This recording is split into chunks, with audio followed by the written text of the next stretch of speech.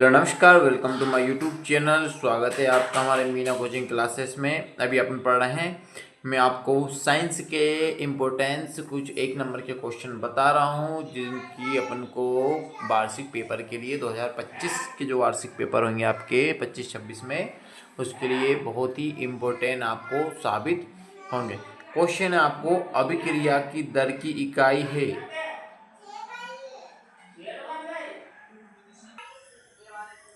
अब यहाँ पे अपने अभिक्रिया की दर की जो इकाई है वो किसे मानी जाती है, तो अभिक्रिया की दर की इकाई है, तो इसका जो आपका आंसर रहेगा आपका मोल प्रति लीटर प्रति सेकंड। ठीक है ना।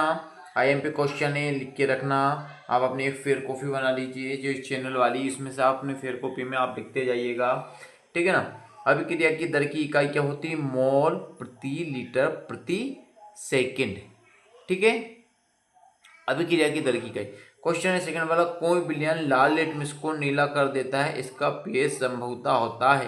कहने का मतलब ये जो लाल लिटमस होता है उसको नीला कर देता है, उसका पीएच मान संभवतः कितना होता है? तो अपन क्या बोलेंगे, उसका मान जो रहेगा संभवतः वो रहेगा आपका 10। कितना रहेगा? 10। ये वाला आपका आंसर रहेगा। अब क्वेश्चन नेक्स्ट वाला, अत्यधिक क्रियाशील धातु कौन सी है? तो अत्यधिक क्रियाशील धातु कौन सी है? सीसा है, पारा है, सोडियम है या लोहा है? तो ये आपका क्वेश्चन में आ जाएगा आपका सोडियम।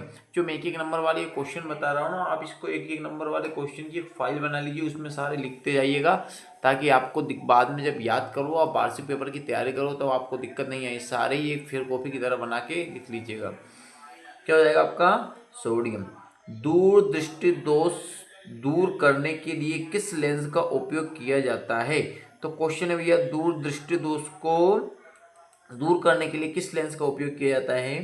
तो ये आपका हो जाएगा उत्तल लेंस को। दूरदृष्टि दोष का मतलब, कहने का मतलब दूरदृष्टि दोष क्या रहता है? इसमें पास की वस्तु तो ठीक ठाक दिखाई देती है, लेकिन दूर की वस्तु ठीक नहीं दिखाई देती, उसे दूरदृष्टि दोष कहते हैं। यहाँ पे परिभाषा में पूछा भी जाता है बार बार कि दूरदृष्टि दोष किसे कहते हैं। तो इसका दूरदृष्टि दोष को निवारण के लिए अपने उत्तल लेंस का उपयोग किया जाता है। और ठीक है ना।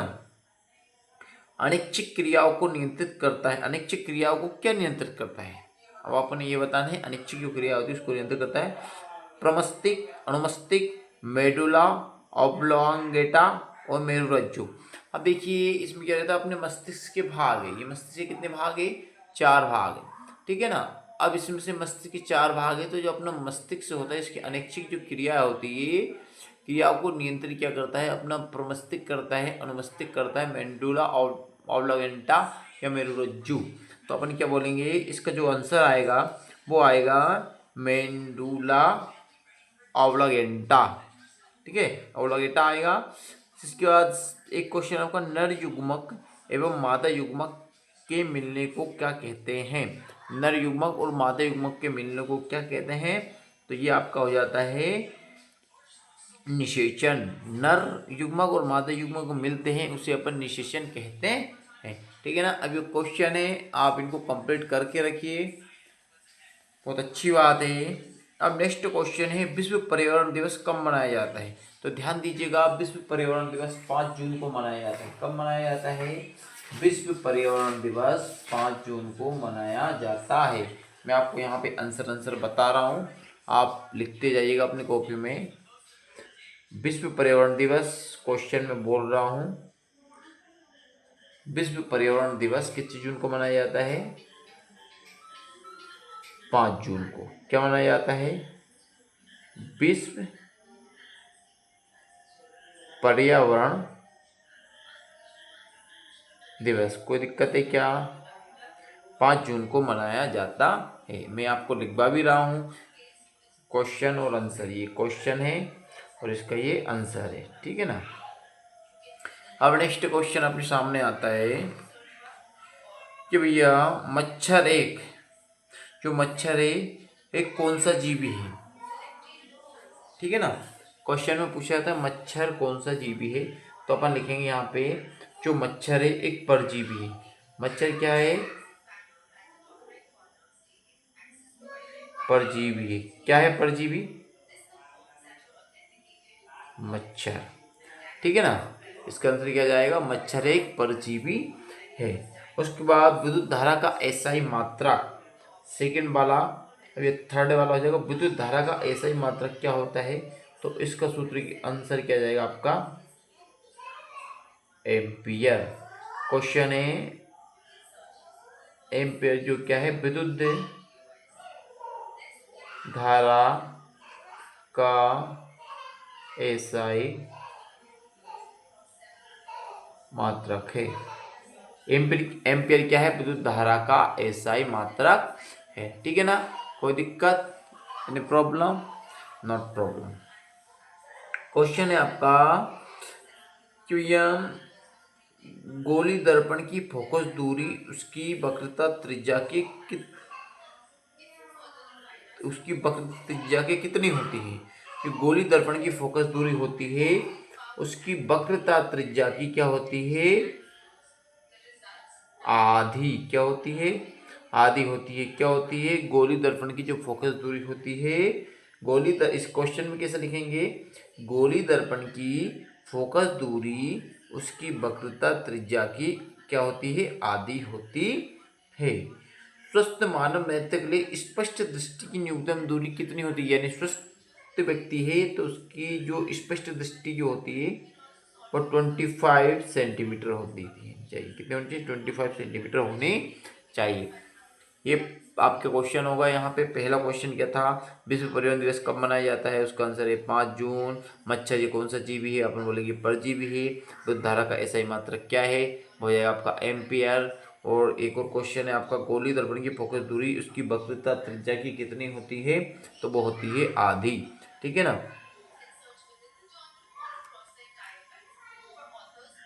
अभी क्या है यहाँ पे अपना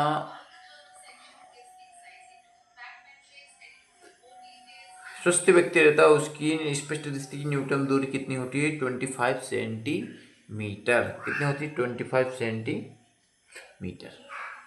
अब क्वेश्चन है आपका कि श्वसन कौन सी क्रिया होती है, श्वसन जो होती है कौन सी क्रिया होती है, तो अपन उसे लिखेंगे, श्वसन जो होती है कौन सी क्रिया होती है, एक ऊष्माक्षेपी अभिक्रिया। कौन सी क्रिया है, ऊष्माक्षेपी अभिक्रिया। श्वसन कौन सी अभिक्रिया है, ऊष्माक्षेपी अभिक्रिया है। ठीक है ना।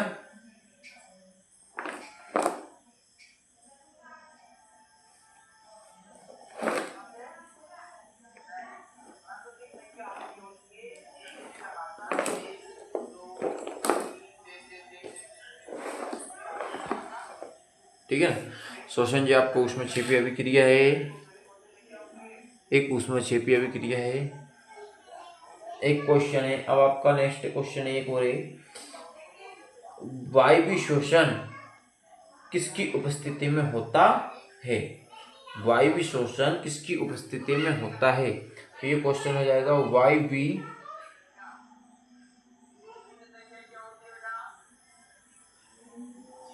श्वसन ऑक्सीजन की उपस्थिति में, किसकी उपस्थिति में वायवीय श्वसन जो होता है ऑक्सीजन की उपस्थिति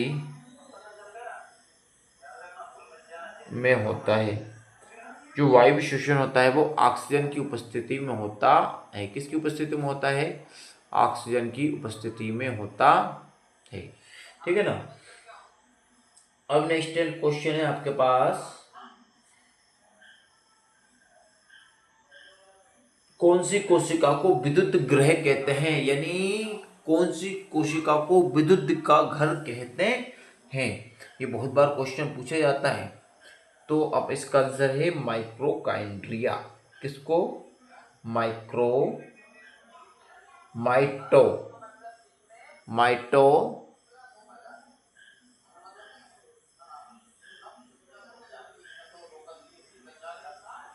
कौन ड्रिया माइटोकॉन्ड्रिया को क्या कहते हैं अपन? विद्युत का घर कहते हैं। क्या कहते हैं? विद्युत का घर, या आप कह दो इसे ग्रह। माइक्रोकांड्रिया को विद्युत का घर या ग्रह हम कहते हैं। ठीक है ना। क्वेश्चन है आपका, नर युग्मन एवं मादा युग्मन के संलयन को हम क्या कहते हैं?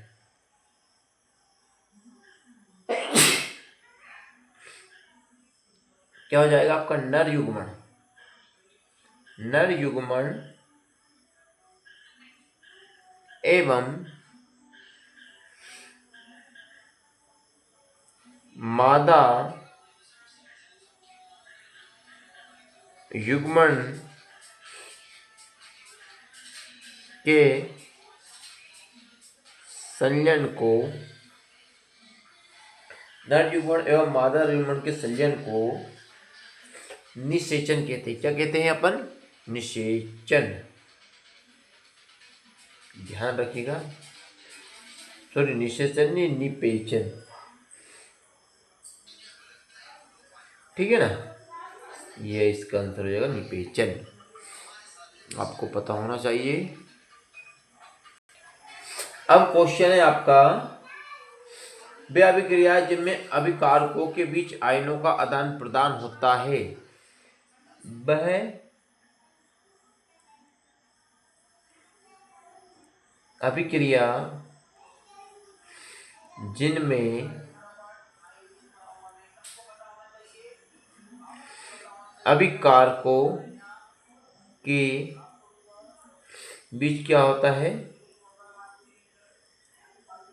आदान प्रदान। अभिकारकों की आदान प्रदान होता है, वे कौन सी अभिक्रिया कहलाती है? तो ये देखो, ये है आपकी द्वितीय विस्थापन अभिक्रिया। कौन सी अभिक्रिया? आपकी द्वितीय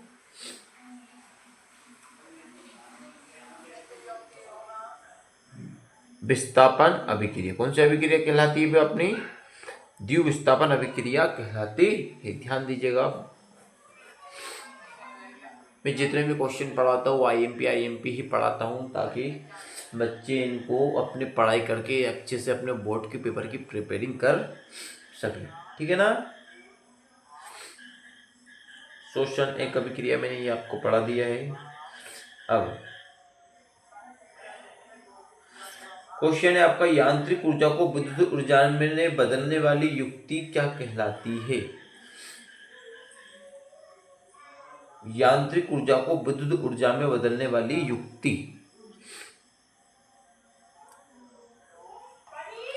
देखो, एक क्वेश्चन है आपका, अपघटन के रूप में कार्य क्या करता है? विषाणु करता है, गिद्ध करता है, चील करता है, जीवाणु।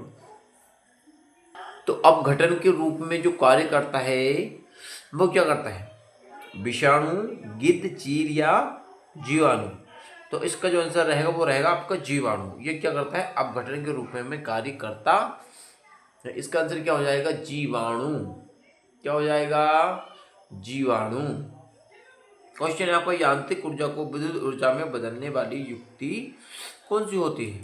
तो ये हो जाएगा आपका विद्युत जनित्र। विद्युत जनित्र क्या होता है? यांत्रिक, आप जानते हो विद्युत जनित्र मतलब जो जनरेटर नहीं होता है, उसका जो आर्मेचर होता है वो ही विद्युत जनित होता है। वो यंत्र से बनाई गई ऊर्जा होती है, इसलिए उसे यांत्रिक ऊर्जा कहते हैं।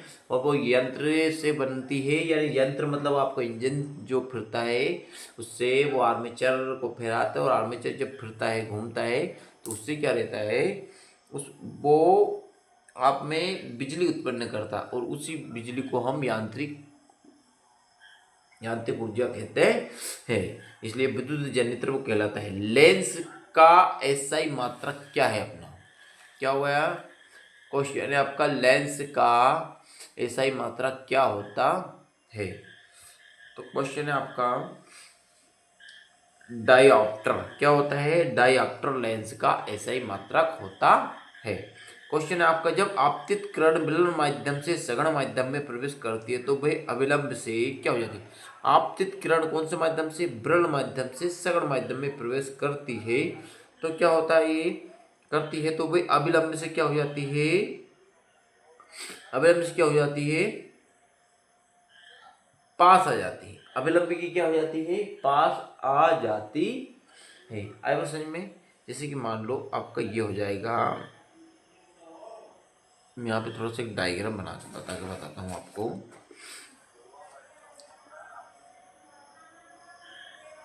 ये आपका अभिलंब हो जाएगा, क्या हो जाएगा, ये आपका अभिलंब। अब क्या हो, इसमें कोई किरण यहाँ से आ रही है, इससे अपन जो किरण कहेंगे उसे क्या कहेंगे अपन, आपतित किरण। कौन सी किरण, आपतित। आपतित किरण मतलब आने वाली किरण। ये जैसे ही इसके अंदर जाएगी तो ये किरण यहाँ से यदि कल्पना करें तो अपने हिसाब से कैसे जानी चाहिए, ऐसे। ये पानी आने में जा रही है, मान लो आप किस में जा रही है, पानी में जा रही है। ये पानी है, इसके अंदर क्या है, इसे पानी। लेकिन एसी नहीं जाती है, एसी जाने के बदले कैसी हो जाती है, ये अभिलंब के और भी पास आ जाती नहीं। बस ये रहता है और कुछ नहीं। और यदि यहाँ से फिर वापस निकलेगी तो फिर वापस ये एसी हो जाएगी। आई बात समझ में। तो आपतित क्वेश्चन में पूछा गया, आपतित किरण जब सघन माध्यम से विरल माध्यम में प्रवेश करती है तो अभिलंब से क्या हो जाती है, तो अपन बोल देंगे ये दूर है, लेकिन यहाँ से ये क्या हो जाती है, इसके, ये देखो पास हो गई, ये अभिलंब इसके पास हो गई, तो अपन क्वेश्चन में क्या बोलते हैं, वह पास हो जाती है। नेक्स्ट क्वेश्चन है, निकट दृष्टि दोष का निवारण किया जाता है। देखो दूर दृष्टि दोष के लिए तो उत्तल लेंस का किया जाता है, ठीक है ना। तो निकट दृष्टि दोष के लिए किसका किया जाएगा, उत्तल लेंस का, अभी पढ़ाया अपन ने, ठीक है ना, इसे याद करना है। अब नेक्स्ट क्वेश्चन है आपके पास, वर्ण विक्षेपण क्या होता है। वर्ण विक्षेपण जो होता है वो क्या होता है, तो वो हो जाएगा आपका प्रिज्म से। वर्ण विक्षेपण ना तो दर्पण से होगा, ना ही कांच के गुटके से होगा, ना लेंस से होगा। इस वर्ण विक्षेपण जो होता है सिर्फ प्रिज्म से ही होता है, ठीक है ना। इस तरह ये वाले क्वेश्चन अपने क्लियर हो जाते हैं। अब क्वेश्चन है आपका, नेटल एक साकी पादप है, इसके डंक से कौन सा अम्ल स्त्राव होता है। नेटल एक कौन सा पादप है, साकी पादप है, इसके डंक से कौन सा अम्ल स्त्राव होता है। तो नेटल के साकी पादप है, इसके डंक से मेथेनोइक अम्ल कौन सा होता है, मेथेनोइक अम्ल। मैं आपको लिख के देता हूँ, इसके डंक से मेथेनोइक अम्ल, मेथेनोइक अम्ल, ठीक है ना, क्या होता है, मेथेनोइक अम्ल। नेक्स्ट क्वेश्चन है आपके पास, शुद्ध जल का पीएच मान कितना होता है, तो अपन लिख देंगे 7। किस धातु का दहन आसानी से होता है, तो वो हो जाता है आपका मैग्नीशियम। कौन सी धातु हो जाएगी, वो आपकी मैग्नीशियम,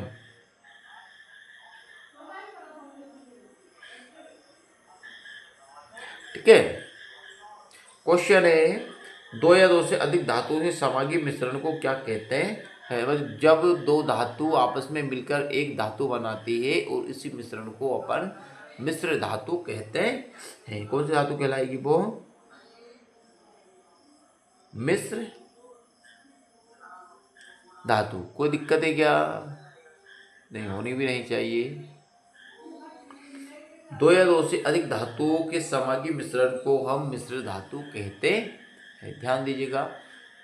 नेक्स्ट क्वेश्चन है, कौन सी धातु आसानी से संचारित नहीं होती है। संचारित का मतलब होता है कौन सी धातु आसानी से संचारित नहीं होती, मतलब कीट ईट नहीं आता है इनमें, तो वो हो जाती है आपके। देखो हर एक लेडीज वगैरह क्या सोना खरीदना चाहती है, सोना यही रहता है, तो उसकी चमक सालों साल बरसों तक बनी रहती है। लेंस का जो सूत्र होता है वो आपका होता है, लेंस का जो सूत्र क्यों कर रहेगा, ये बना रहेगा, 1/f बराबर 1/b माइनस 1/u, ये होता है आपका लेंस का सूत्र। तो दिक्कत। अब क्वेश्चन है आपके पास कि जो घर के क्या, जो घर के उपकरण होते हैं, यानी अपनी जो लाइट वगैरह पर टीवी फ्रिज वगैरह जो चलाते हैं, जो उपकरण होते हैं वो कौन से क्रम में लगे हुए होते हैं। तो अपन बोलेंगे घर के उपकरण, घर के उपकरण कौन से क्रम में, श्रेणी क्रम में। कौन से क्रम में लगे रहते हैं ये, श्रेणी क्रम में। श्रेणी क्रम में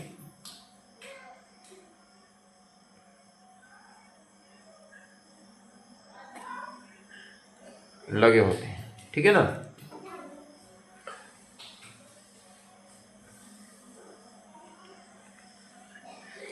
पौधों की लंबाई में वृद्धि किसके कारण होती है, पता है आपको?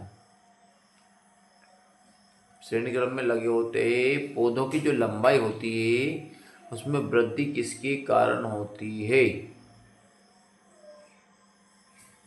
तो अपन लिखेंगे जिब्रेलिन के कारण। किसके कारण? जिब्रेलिन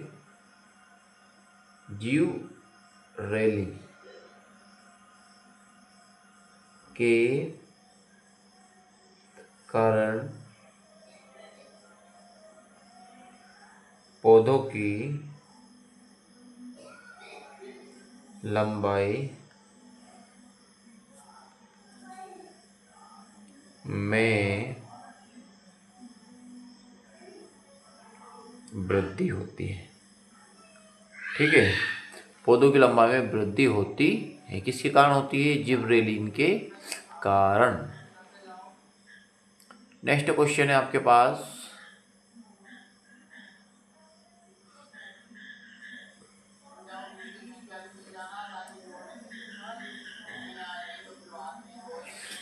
पतले तार तथा मोटे तार में से किसकी प्रतिरोधक क्षमता अधिक होती है? पतले तार, एक ये पतला तार है आपका और एक ये आपका मोटा तार है। कौन सा तार है ये? मान लो आप मोटा तार है। इसमें किसकी प्रतिरोधक क्षमता अधिक होती है? बताइए आप। ये पतला तार और ये मोटा तार है, इसमें से किसकी प्रतिरोधक क्षमता अधिक होती है? अपन कहेंगे पतले तार की। किसकी? ये वाले की, पतले की। पतले तार की प्रतिरोधकता क्षमता अधिक होती है। ये उल्टा हुआ सब, ये लग जाएगा पतले तार की। कौन से तार की? पतले तार की, ठीक है ना। क्वेश्चन है आपका, अति भारक एवं लघु पतन से बचने के लिए फ्यूज तार का प्रयोग किया जाता है। अब आप फ्यूज तार का मतलब समझते हो? जो अर्थिंग नहीं होता है, यदि ज़्यादा लाइट आती है या ओवर लाइट आती है तो अपन क्या करते हैं, उसमें एक अर्थिंग या फ्यूज लगाते हैं। फ्यूज का मतलब ऐसा रहता है, छोटा सा कोई एक बल्ब लगा देता है या फिर कोई एक पतला तार बांध देता है, जिससे अगर ओवर लाइट आती है तो वो वहाँ से तार टूट जाता है, जिसे अपन कहते हैं। अभी कभी कभी लाइट आपके घर में ख़राब हो जाती है, जैसे कि आपके घर में कभी आपने देखा होगा कि इस टाइप का ये होता है, इसमें फ्यूज बनता है। क्या बनता है इसमें? फ्यूज। यहाँ पे ये रहता है और एक पतला तार यहाँ से यहाँ तक ये बांध देते हैं और यहाँ से आपकी माइनस प्लस की डोरियाँ जाती हैं। ये वाली जो होती है ये प्लस की डोरी होती है और इस प्लस की डोरी में जैसे यदि लाइट कम ज़्यादा आती है तो ये तार टूट जाता है बीच में से, ठीक है ना। ये वाला तार टूट जाता है, ये आपका फ्यूज कहलाता है, ठीक है ना। तो ये सही है। हाँ, किसकी आवश्यकता पड़ती है? अपने अति भारक एवं लघु पतन से बचने के लिए फ्यूज तार का प्रयोग करते हैं। किसका प्रयोग करते हैं अपन? फ्यूज तार का। कौन से तार का? फ्यूज तार का उपयोग करते हैं। अब क्वेश्चन है आपके पास, उत्तल लेंस की क्षमता जो होती है ऋणात्मक होती है? नहीं, नहीं होती। उत्तल लेंस की जो क्षमता होती है वो कैसी होती है? धनात्मक।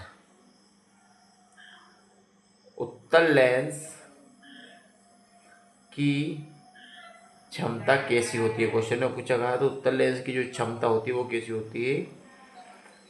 धनात्मक होती है ना। ये होता है। तो क्या इन चीज़ों को थोड़ा ध्यान रखना पड़ता है अपन को।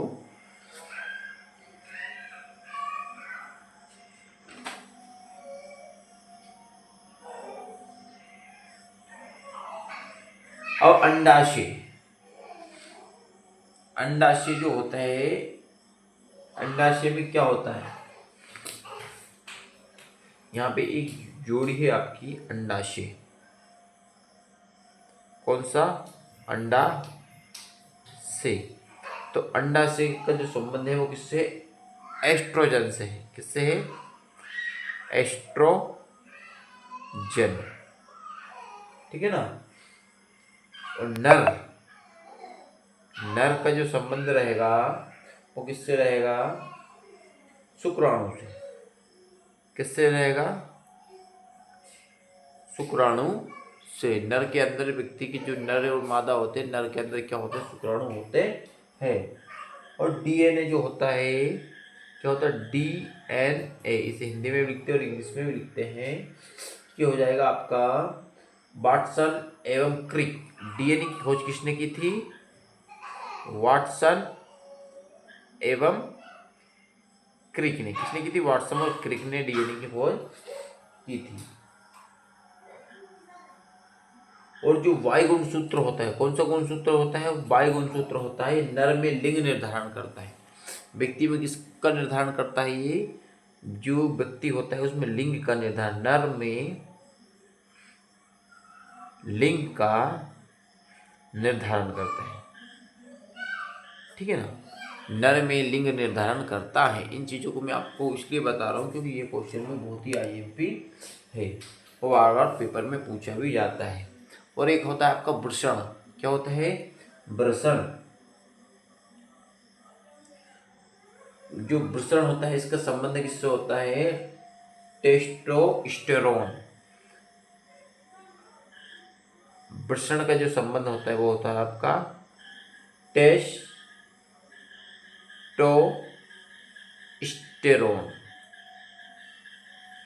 जो वृषण का संबंध होता है टेस्टोस्टेरोन से होता है। अंडाशय का जो संबंध होता है एस्ट्रोजन से होता है। नर का संबंध, नर में शुक्राणु बनते हैं। डीएनए जो ये किसने, वाटसन और क्रिक ने इसकी खोज की थी। वाई जो नर में लिंग का निर्धारण करता है। और वृषण जो होता है टेस्टोस्टेरोन। ठीक है ना। अब मैं आपको बहुत ही आईएमपी क्वेश्चन बता रहा हूँ जो आपको पढ़ना ही पढ़ना है। पहला क्वेश्चन है आपको, पर्यावरण क्या है, पर्यावरण क्या है। सेकेंड वाला क्वेश्चन है आपका, विद्युत फ्यूज क्या है, इसका उपयोग। कौन सा फ्यूज, विद्युत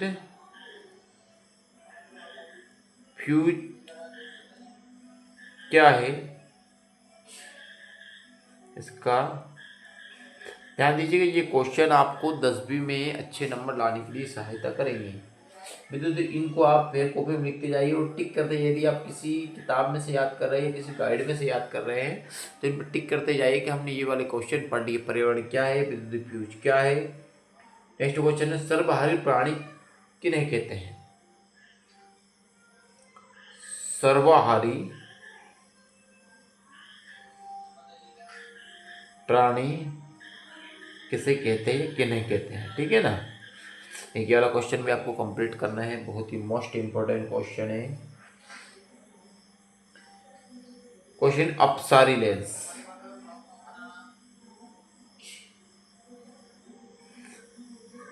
अपसारी लेंस किसे कहते हैं। ये भी मोस्ट इंपोर्टेंट क्वेश्चन है, बहुत बार पूछा भी गया है। उसके बाद क्वेश्चन, ओम का नियम। कौन सा, ओम का नियम। ये भी मोस्ट इंपोर्टेंट क्वेश्चन है। नेक्स्ट क्वेश्चन आपसे पूछा जाता है, विद्युत धारा का ऊष्मीय प्रभाव। किसका, विद्युत धारा का ऊष्मीय प्रभाव। ठीक है ना। एक वाला क्वेश्चन भी इम्पोर्टेंट है।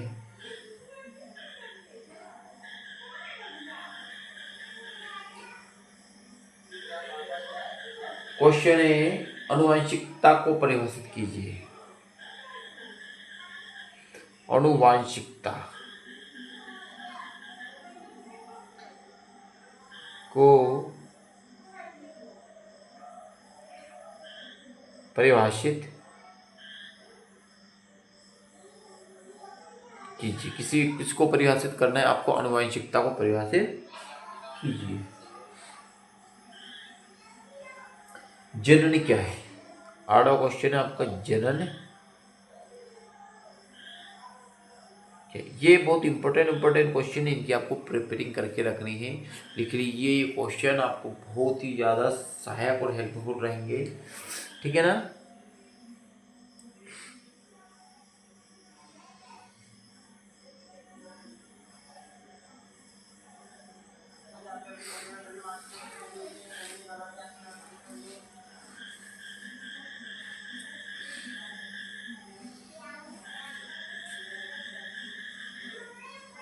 और भी क्वेश्चन है, बहुत इंपॉर्टेंट क्वेश्चन है जो मैं आपको दे रहूँगा, धीरे धीरे बताता जाऊँगा, लेकिन एकदम आपको नहीं बता सकता, क्योंकि देखो ये सारे क्वेश्चन भी इम्पोर्टेंट है, पेपर में आने की पेपर की दृष्टि से बहुत ही महत्वपूर्ण है, इसलिए मैं आपको पहले ही बता देता हूँ। एक और क्वेश्चन बहुत ही इम्पोर्टेंट है जो बार बार पूछा जाता है कि भैया मधुमेह रोगियों की चिकित्सा इंसुलिन इंजेक्शन देकर क्यों की जाती है।